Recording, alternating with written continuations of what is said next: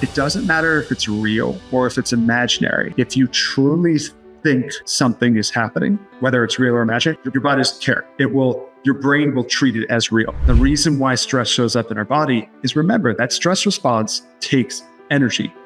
Adrenaline and cortisol require materials to build. Grant Clark, founder of Hidden Warrior, helps others build physical and mental resilience through movement, drawing from his own healing journey and expert certifications. Could you try to explain for the listener why somebody might be listening that feels a peace in their mind and does have a strong, say, gratitude practice, or is using all of these different techniques, but is not feeling regulated in their system? Really straightforward is, if you're truly relaxed in your mind, then your body is truly relaxed. Most people don't know what that feels like, though. All right, everybody. Welcome back to Flip Your Mindset. Once again, I am your host, Stacey Uhrig, and today's guest is Grant Clark. And Grant is the owner of something called Hidden Warrior, which is a local business to me. Let me tell you a little bit about Grant. He's the founder of Hidden Warrior. He's a certified personal trainer, yoga instructor, and Qigong practitioner with a very deep understanding in corrective and connective fitness. His journey began with overcoming his own personal issues with back problems incurred from sports, which led him to explore a variety of modalities to alleviate pain and promote healing. He holds certifications in prestigious organizations, including the American Council of Exercise, the American Yoga Academy, Yoga Alliance, and Yoga Tune-Up Certified. Through his own healing journey, which included years of illness and fear trapped in his nervous system, Grant developed a profound understanding of how physical practices can aid in managing stress, anxiety, and trauma. So you can probably see why I have Grant on today. Today, what we want to talk about is understanding the mind-body connection. So welcome. How are you? I'm good. Thanks for having me. It's so good to have you. So maybe you could start off by sharing some insight into how stress, anxiety, and trauma manifest physically in the body. And it's an important topic because a large percentage of my clients come to me with physical ailments. Either they have been diagnosed with an autoimmune condition or chronic fatigue or chronic pain, or they have these things, but no one's diagnosed them because nobody can find it in their system. Or they come to me with something like a rare disease that nobody understands why they have it. Yeah, right? The mysterious illness. Mysterious. So, I actually have on my intake form, even when people are just doing consultations with me, I ask if they've ever been diagnosed with anything like an autoimmune or chronic pain. So talk to us about the connection between stress, anxiety, past traumas in the physical body. Okay. Welcome to my whole day most of the time. So a way I always like to think of it and start with people is, remember that the way you move is entirely a result of everything that's happened to you up until that point. So you've rolled an ankle when you played soccer as a teenager. That's something. You broke a bone when you were 10. That's something. You sat at a desk for 5 years between 25 and 30 at a stressful job. That's something. So your body has a history of how you move. And that isn't entirely dependent on just movement. Because, and this is something I know you talk a lot about, but if we get into the fight or flight reflex of the body, right, where the classic example I like to use with people is, you're in the woods and you see a jungle cat in the woods. Your body's going to react a certain way. If there's a jungle cat staring at you, snarling at you in the woods, like your body's going to start pumping more blood.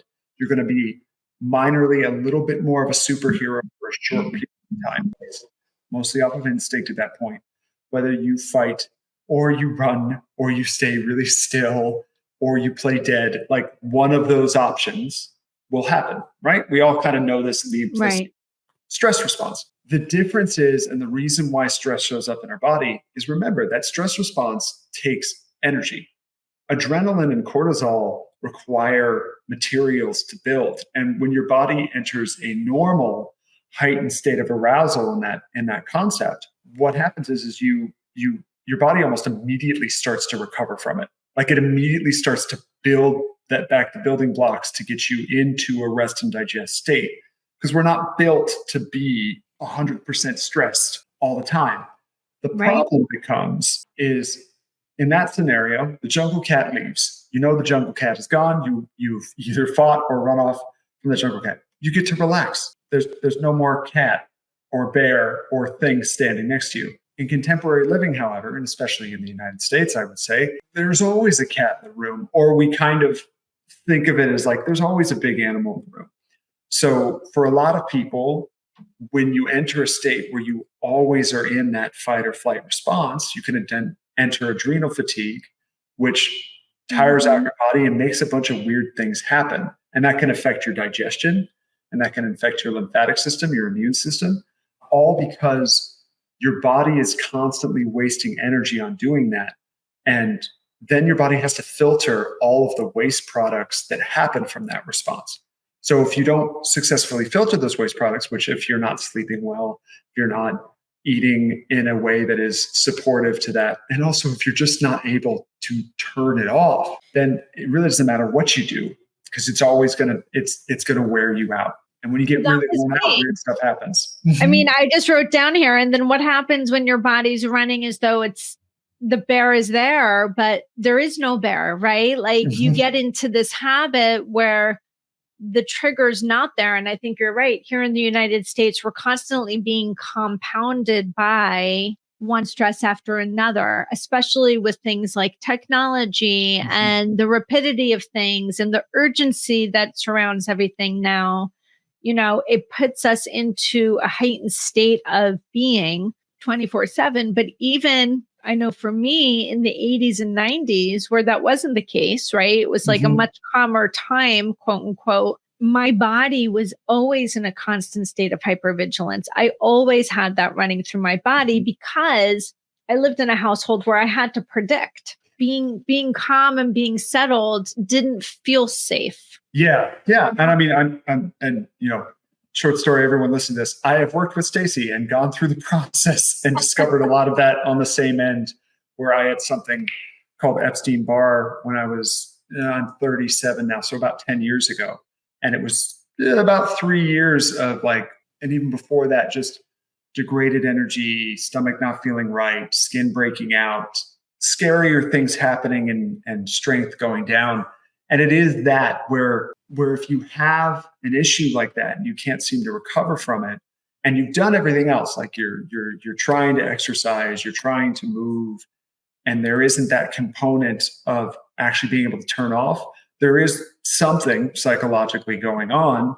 Because the way I heard it recently that I really liked is we all experience pain, right? Like pain is a human thing. Like you wake up and your leg's sore, or you wake up and the shoulders are tight and your neck hurts, or you eat a bunch of bar food and your stomach feels kind of oddly full and you feel sleepy. How we all react to those pains is highly dependent on our psychological history and status. And that's where it's like the joy of movement and that psychological component gets so intertwined so easily, because the one main way that you can regulate your stress response is breathing, right? Is being able to deep belly breathe and being able to move in that deep, relaxing belly breath. So what's interesting is that when you're angry, when you're in that fight or flight response, when you're in a place, like you said, where it doesn't feel good to be calm, and it's a lot harder, I would say, now to be calm than it used to be. Right. But like trauma's still a thing. Like it was a thing in the 50s. It's a thing. It's a thing well before the 50s. Yeah, it's like it was, we didn't agree that it was a thing, or we called it, people come back from World War II. It's like, oh, they're just shell shocked. It's fine. Yeah, right. But it's been a thing where how you react to things happening in your past and how you react and how that informs how you react now can greatly affect the way that you breathe. Because if you're nervous, you're not going to take a deep breath, because that involves being calm. And the kicker with all of this, and I was working with some people recently, is it becomes this self-perpetuating cycle. Because even if that type of thing, like you said, living in a house where you couldn't calm down because calm down meant danger because you had to predict, even then it's like you do that for a while, and then all of a sudden you have these pains, or you have this autoimmune issue, or you have a virus that shouldn't really happen to somebody with an operating immune system like I did with Epstein-Barr. And all of a sudden, that's what you're focusing on now. So now you have another reason to not relax. So like what starts out as a very, like for me, when we chatted, it was very much, we went way back.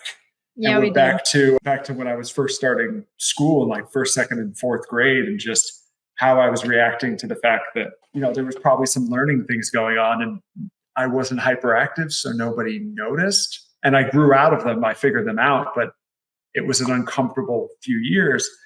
And so that hyper awareness, that hyperactivity calmed down for a little bit.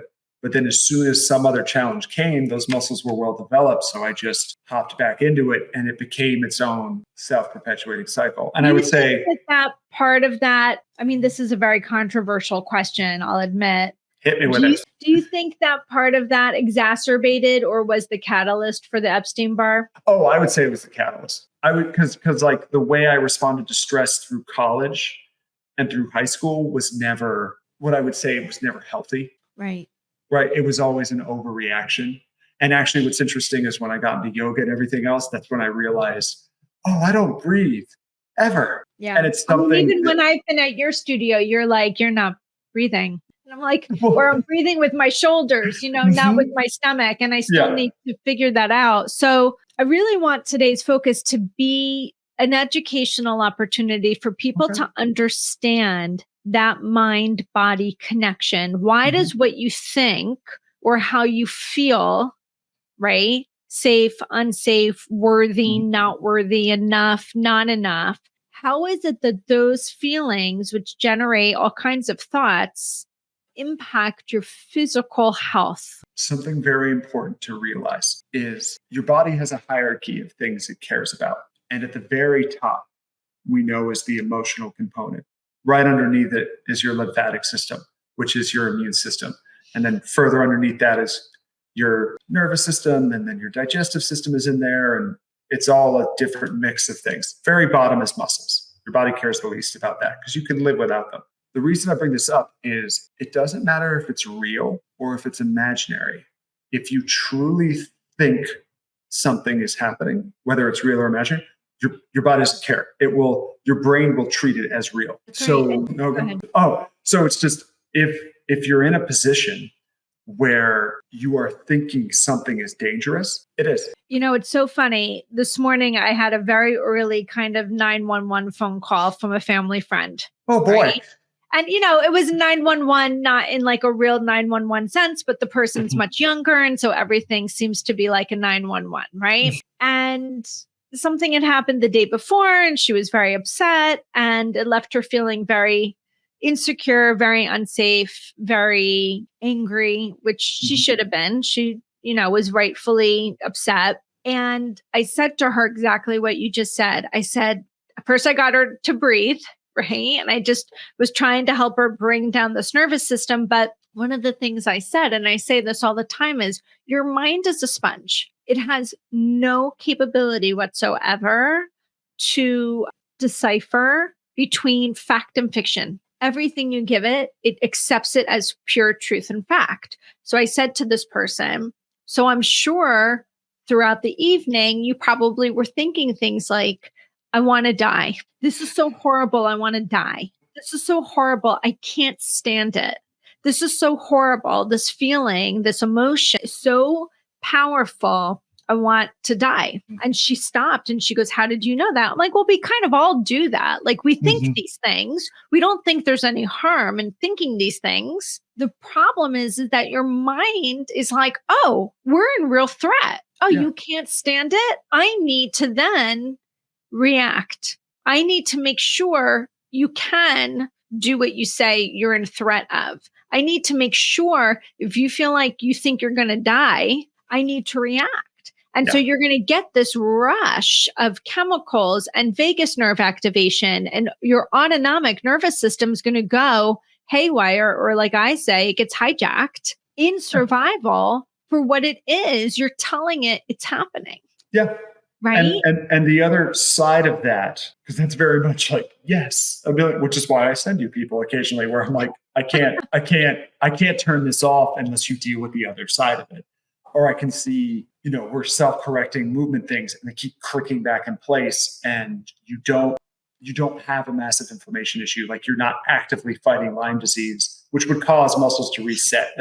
There's a thing where you can change movement patterns, but if there's inflammation in the body, and I mean that in like, you're sick, you have stomach issues, you're fighting some big thing that caused inflammation, which is why I brought up like Lyme disease or Epstein-Barr or long COVID, like all those big issues. But the other part of it is if you're in that thing like you're describing where the system's getting hijacked, the other road works too, which is if you're walking around unable to, and I can use an esoteric term here from yoga, unable to know and where your root is. So sorry if you heard that beep, don't know what that was, but where your root is. And your root is, in yoga, they call it like the root chakra or the root center of the body. In Qigong, they call it the center of Jing. It's kind of like right beneath your belly button.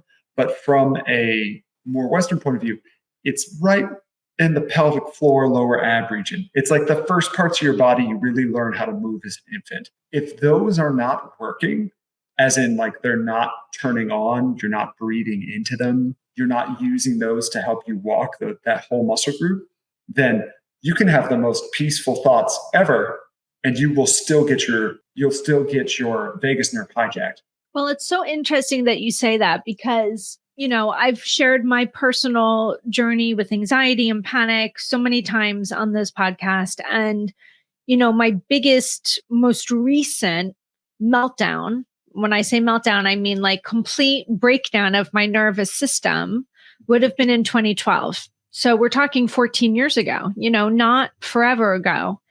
And I remember calling on a new kind of practitioner. I'd always seen therapists. I still was walking with this. I'd been in and out of therapy for 20 years. And I just thought I need to do something different. So I contacted somebody whose number I had had for 2 years. And her name is Deb Lilly. She's phenomenal. And she's a hypnotherapist.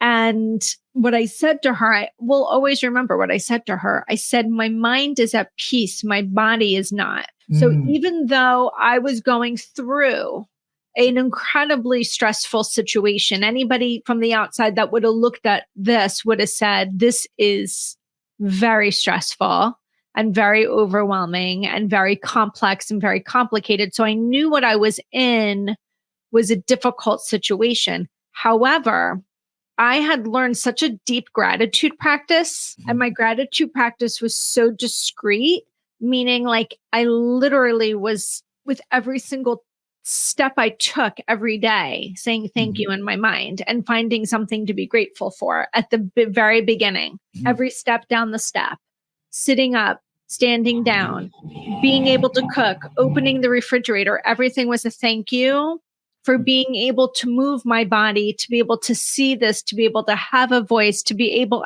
I was like, it was such a regimented practice.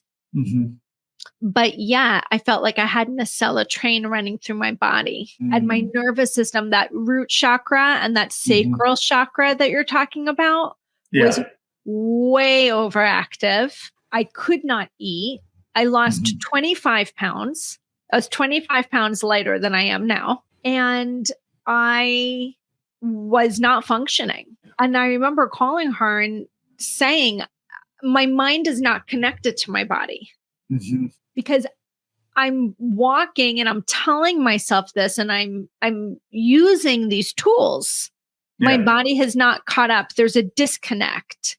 So in your personal professional experience, could you try to explain for the listener why a disconnect like that might occur? Like why somebody might be listening that feels a peace in their mind and does have a strong, say, gratitude practice, or is using all of these different techniques, but is not feeling regulated in their system? Really straightforward is if you're truly relaxed in your mind, then your body is truly relaxed. Most people don't know what that feels like though. Right. So if you have like a massive dysfunction going on, it can be as simple as doing a little bit of like progressive muscle relaxation practice, which is just where you can listen to a recording and it's, squeeze your fist, feel the tightness in your fist, And then on your next exhale, let it go. Yeah. Like I always say, like a vacuum getting pulled out of the wall where the engine's going and it's done. And most people are like, oh no, I'm relaxed. And once you make the tension bigger and then you let it go, you realize, oh, why was I holding on to that? And this is something that can happen and sneak up on you, even if you know exactly what you're doing. I mean, my wife was away for the last 2 weeks and I wanted to make sure that the house was perfect when she got home. And I was doing a good job. Like we kept up with it ever since we had a kid, much neater person. Yeah. Ooh, personal victory. But, I was cleaning and organizing and doing all this stuff. And I woke up and it was on Tuesday. And I was like, man, I'm so tired. And then I did 7 minutes of Qigong, which is another practice that I teach, which is, think of it as like Chinese yoga. It's related to acupuncture, but it's it's the movement equivalent of the feeling I get after listening to one of your recordings. Okay. Where your body, you're asking me to walk through and do that full streamline of just like, let stuff come out of the bottom of your feet. Let that Yeah. Because it's actually in Qigong, it's like, let stuff come up from the earth through your hands and your feet and then let it leave from your feet. So it's actually the same That's amazing. metaphor. But did 7 minutes of that, not very much. And then I realized while I was doing it, I was like, oh, why am I holding on to this? Like, why am I tight? And it was just because I had had so much activity for so many weeks. And before that, I had been away and hadn't really been able to take a moment. And there was no one around me to tell me to take a moment. Right. So, and I think, as you're saying that, when I go back and I think about the fact that I was implementing this gratitude practice and therefore I thought I was doing all the things, the reality is I had some very, very deep rooted there you go. pain. Mm-hmm. I was stuff that you wouldn't let stuff go. Like that I actually probably 14 years ago didn't have really great language towards, that I could now label as betrayal, abandonment, rejection. I mean, big emotions. And the interesting thing about it is that those emotions were probably 30 years old. Mm-hmm. It wasn't the first time I had felt them. I definitely didn't have language to it 30 years prior. And because you don't have language to it and you don't have the appropriate place to process it, or nobody's trying to help you process it, you kind of abandon that part of yourself and what they call that you exile that wound, right? Yeah. And so now all of a sudden, when you have this neo emotion, it's not really new. Yeah.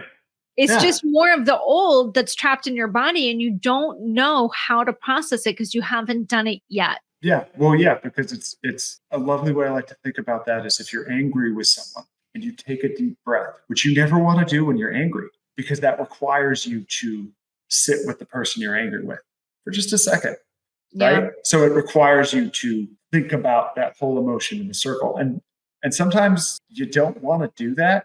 Like it's probably a good idea to do it, but it's like sometimes you're not at a place where you're ready to give that up. Well, it makes me think of the parts work, right? If you think of a situation where you get enraged or you feel really angry, we know that if you're self-led, that emotion doesn't really exist, right? So if that emotion's present, it's a really great indicator to someone like, oh, there's another part here. And we can call that part whatever we want to call it. My angry part, I have a name for my part. She's like fierce. And the part is not going to want to stand down and let go of that anger because the anger is actually a protective layer. Yeah.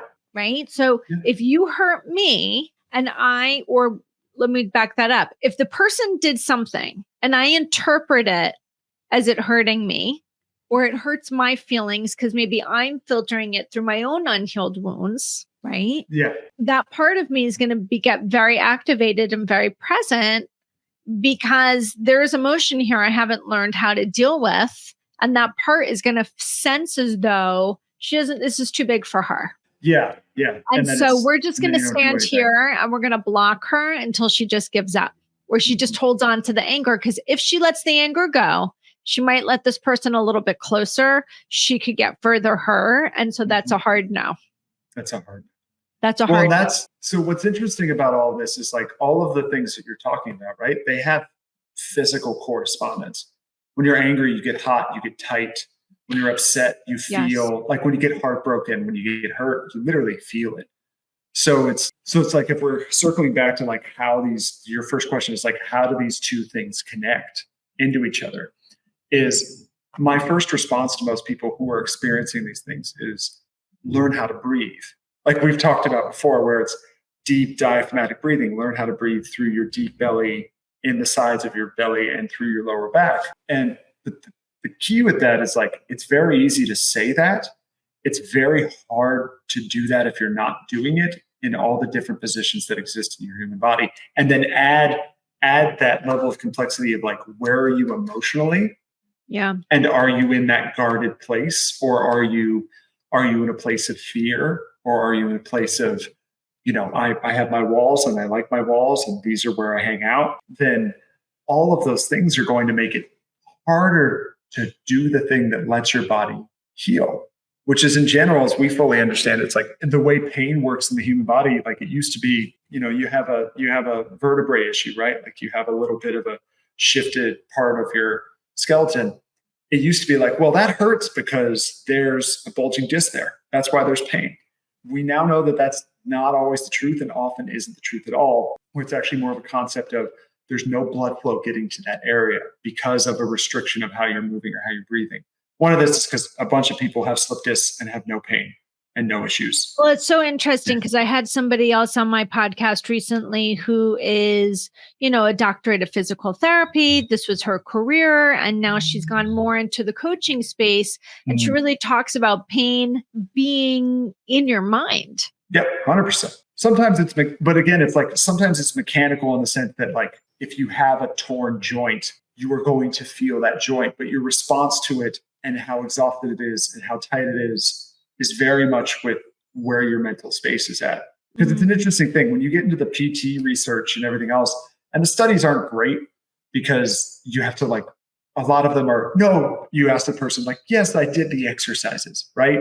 So it's the same thing with nutrition studies. They're mostly done through survey, and survey results are notoriously terrible because you kind of have to take people at their word, and people forget. And people, they want to look good on these studies. Like this is a known fact. So if you're doing these things, point being though, is that when you do these research for like, do these stretches and see if they help your lower back pain. And you look at the control group and then you look at the experimental group, and not a lot of it changes when people are doing independent movements. But a lot does change when you work with people, both in the psychological and the physical point of view. It's like when you work with people and you start to feel more confident, you start to understand how things work together. I mean, you tell me about parts therapy when I work with you. It's like, still got a bunch of parts, new parts showed up. When I had my daughter, a father part showed up. So, and that was an interesting conversation. So what's interesting is like, once you understand the pieces and you can have those moments where, because things get out of control sometimes. It's life, right? Yeah. Like the difference is do you get knocked aside for a day, or is it 12 years? Right. Is it chronic? Yeah, is it decades? Is it something where no matter what you're doing, it always seems to be coming back? Let the audience know a little bit about, we already kind of talked at the very beginning in the intro is like what your credentials are, but like what is your practice? Like what do people come to you for? Oh, so generally people come to me for, I've been to physical therapy, I'm out, or I don't want to go back in, or I'm getting older, but I want to play on the ground with my kids, or I'm younger. Why do I have this pain and this discomfort? So a lot of people come to me when there's no, just kind of like you described when people approach you, where it's like in your question, where this is mysterious. It's weird. This discomfort I have is weird. It's kind of chronic. What do I do? How do I get rid of this? And a lot of that actually since COVID has been, I have anxiety. I'm doing the work, the therapy side of stuff and the other stuff, but I need something else. Like they told me to go do yoga. And so a lot of what I do is, this is why I always do assessments with people for free, which is just a lot of it is figuring out, is this a psychological, because there's always a little bit psychological, but it's like, is there a physical reason that you're in a constant fight or flight state? And it's like, if your balance is weird, if you're not breathing well, if there's a whole bunch of ways to approach this, but it's like, it's generally when I see people, it's let's talk about what's going on. Usually it's a mysterious issue or a long-term issue, or I'm just trying to adjust these pieces, or I'm trying to push myself, but I keep breaking down. And then from my perspective, it's using all the different trainings I've had, all the different expertises. Can we make a change, right? So if we can make a change, similar again to working with you, where you'll sit down and be like, okay, fill out the sheet and show me the emotions you're feeling. And just by labeling the emotions, you're like, oh, like I remember we had a talk about we were writing down the thoughts I felt for a week or how I spoke to myself. Right. I remember that. I am super negative. Oh, why am I so negative? And that's changed drastically. It's been wonderful. But it's the same thing from more of a physical perspective, which is, why do you walk with your toes jammed up into dorsiflexion all the time? Like, why is there a reason? Because there's probably a physical reason where you're doing that for balance. Let's try something on the ground. Let's try to get stable and see if that relaxes you. And if it does, then I know I can usually help people. And if it doesn't, that's why I know people like you. Yeah. And that's why I know internists and other people, where I've had people come in where we do a bunch of the different movements and breathing and just trying to get a sense of how they feel their bodies in physical space. And then I've had people come in where I'm like, okay, nothing I'm doing is sticking. You can't move a thing. Have you seen a doctor? You're dealing with all these, like your skin's breaking out. You have stomach issues. You're having trouble sleeping. Like you have all these things that in Chinese medicine, they call like yin deficiencies, where you're not able to rest. Yeah. And so usually my first response is like, go see a doctor, get a blood test, talk to them, because I bet something funky's going on. And do you tend to recommend, just out of argument's sake, do you tend to recommend like more of a functional medicine doctor, or do you tend to recommend that they just go see their own practitioner? I usually go with like whatever they're comfortable with first doing, because it's like often functional medicine doctors, they can be kind of all over the place in terms of what they offer and how much they cost. But usually it's for me, it's like if you've done nothing else, go to a general practitioner, explain these symptoms to them. And when they say, it's kind of just getting older, tell them no, and tell them you need to have some stuff looked at, have some blood tests checked. And if it's all normal, then you know that there's something else going on. If there's some funky bits, you might want to go see somebody else. But I really only recommend that when I'm moving with a person for about an hour and nothing is moving. Well, and it's interesting. I mean, this is why it takes a village, right? And you and I do. We swap clients back and forth all the time. I send people your way, you send people my way, because it's these things don't exist in silos. They're all encompassing. They spread into all the different facets of your body, right? Yeah. And that's what is nice about functional doctors or other people who look at it less as a silo. Yeah. Right. And that's exactly right. Where they look at the whole body. Which is nice. But it is something where occasionally, I remember I did this once with somebody years back, and I was like, have you talked to a doctor recently? And then they came back a couple months later, they were having extreme knee discomfort. It was just showing up as knee pain. And they came back and they're like, okay, I'm ready. I'm ready to do stuff. I'm like, oh, what changed? And they're like, oh, I was diagnosed with lupus, and now I'm on medication and the pain's gone. So it was like and this was something that the family had a bit of a history of and everything else. But it was like this, and you could get into, why did that show up when it did? Why there's a family history of it. And we could talk another hour about that. But it was one of those where I was like, okay, good. Now we can start to work backwards and create more. Well, it's really no different than if somebody comes to me and they're on an antidepressant or an anti-anxiety, and often they don't really desire to be on it. But I always say to them, first and foremost, go with your gut. Yeah. More than anything, if you're doing it to be able to take a beat and breathe and widen your window of tolerance, because your nervous system is able to take a rest and digest in this moment, then use it for that until we can get, if the person doesn't want to be on it, it's really no judgment. It doesn't matter to me if they are, if they're not. I don't have a strong opinion about it one way or the other. But sometimes people are so apprehensive, but it allows them to open that window. Just like now that this person was on this lupus medication, it allowed these symptoms to kind of take a beat and tamper down. And now you can do the work. Now they can move. And that's the same thing with me. It's like if your nervous system is now regulated a little bit more, now we can start to do the work. So later on, you won't need to be as dependent on it if you don't want to be. Yeah.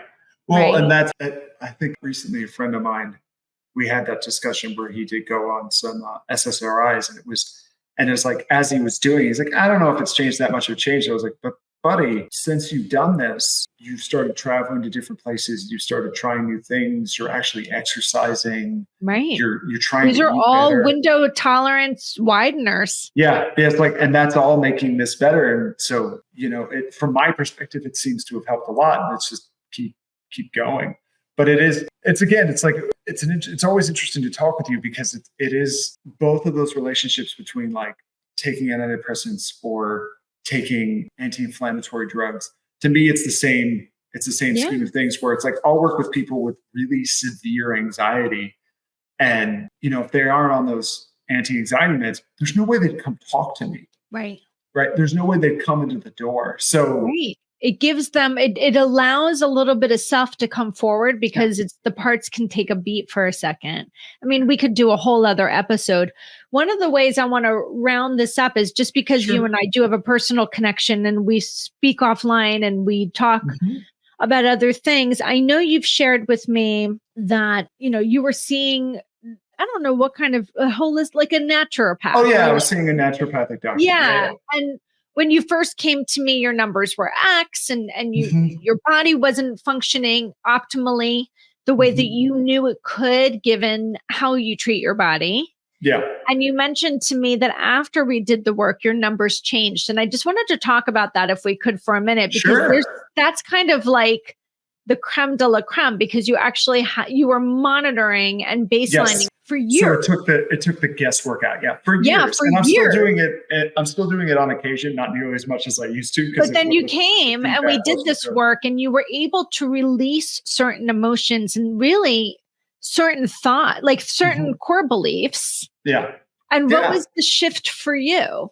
So the shift for me was, I'm going to go into parts a little bit here, but like the shift for me was one of the parts. I named him Chuck, but he's an old insurance assessor. Yeah, he's an old angry geezer. Now he's just like a pretty relaxed dude that sits out on the porch of my head. But initially it was just because I had all these things happen to me health-wise, and really looking back, none of them catastrophic. It was upset stomach, but it was also a feeling of weakness that was probably more of an issue, and a feeling of I don't have control. Like anything can happen anytime. So there was this grip, this hard grip. And when we did the work and when we went through that, the thing that changed was the need for perfection disappeared. And also the need to feel strong disappeared. So the need to appear strong or feel strong was gone. And it was okay to have an off day. And it was even just as my own conversation with myself, it's like, if you're truly having many off days, you can always reach out to somebody, because because of your work, so many people who can help with any variety of things, and you have the resources to do this. So what are you worried about? And what's interesting is it's like when that's happened, and the doctor that I worked with for many years, who really helped bring me back from the physical point of view of the Epstein-Barr, he even said after that, he was like, because it's not like every time I've gone there, it's like my numbers are amazing 100% of the time. It's like, that's not how life works. You don't sleep sometimes.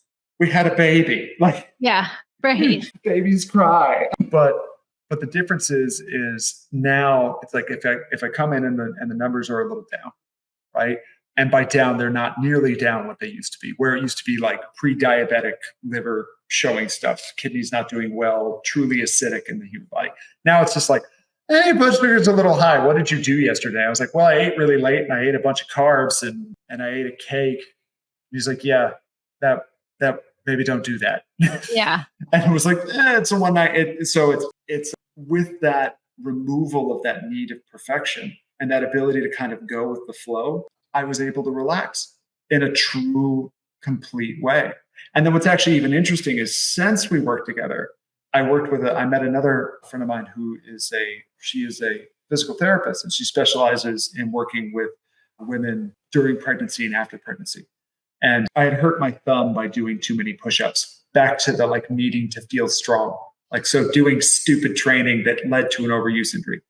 And she's like, oh yeah, sometimes I work with wrists and everything else. I was like, oh, well, can you take a look at this? This is the other thing I've learned in the years of training. Not training yourself is a great idea sometimes. Even if you know things and all that, it's like having a different perspective is helpful. So I had given myself something called colloquially mom's thumb, which is when you carry an infant for a long time, but I did it through push-ups. Regardless, what was interesting is during the course of rehabbing that, we kind of worked into some old injuries, which is one of the reasons I got into this business at first, was hurting my back. Again, long list of like unrelated things that happened in my 20s that led to that breakdown in Epstein-Barr. But what's interesting is we've gotten so much more in touch with that center, with that root. Yeah. And I thought I was pretty in touch with it, but it was like there were more layers to be had. And that combined with the work here and the other stuff is just like the digestion has gotten better. The sleep has gotten better. Like it's the ability to go with the flow and bounce is so different. And a big piece of that is continuing to go back to, approaching things with, I think you said in your recording, it's like, remember, life gets crazy, but you have all these tools and you get to use them. It's not what do I do to keep this together? Or, oh, what do I do this keeps together? Because it's the difference in perspective is amazing. Where recently was my birthday a couple weeks ago, and I took a bunch of my friends to a bouldering gym because I like to ask every birthday, am I easier to live with and am I harder to kill? So it's always like a celebration. If I can say yes to both those questions, it's been a good year. Comes back to the jungle cat analogy on the harder to kill part. But I knew we went to a pub afterwards and I got a big old bacon cheeseburger and ate a bunch of onion rings. And I kind of knew, I was like, look, when you combine these foods, you get sleepy. There's nothing wrong with you. There's nothing broken. Whereas past, I'm like, oh, would I have done something? And now I was like, oh, I'm going to take a nap. This feels great. Like I wanted this comfort. Without any fear. Yeah. Because I was like, I'll be fine. I'll be hungry in 3 hours. And it's like, yes, if I took my blood sugar numbers, if I took my other stuff the next day, are they going to reveal that I kind of did some funky stuff? Sure. But they're going to even out in 10 hours, which is different than dysfunction. Because that's the point, right? Is like auto-regulating your nervous system, auto-regulating your parasympathetic, your rest and digest, and your sympathetic, your fight or flight, colloquially named, right? There's more subtlety than that. One's not supposed to be on all the time and the other one off. It's not like, because I think sometimes like it's lost with vagus nerve activation talk, where activate the vagus nerve and relax. You can get lost in this idea that the parasympathetic is supposed to be on all the time to promote health. And really it's a 50-50 split. Like if your sympathetic nervous system is doing weird stuff and underactivating, that's a problem too, because then you have no energy. And your organs are doing, when you're actually trying to do something physical, you can't get the body to go. Yeah. But it's an interesting thing where it's just, there are always layers to this. And what's so fun is that sometimes as you get into certain layers and you get into learning about how you were dealing with past traumas and everything else, that translates to the physical thing and then lets you feel the other stuff even easier. Yeah. And it becomes, it's one of those where it's like, you can get lost in it if you really wanted to, but it's something that you can just approach it every day.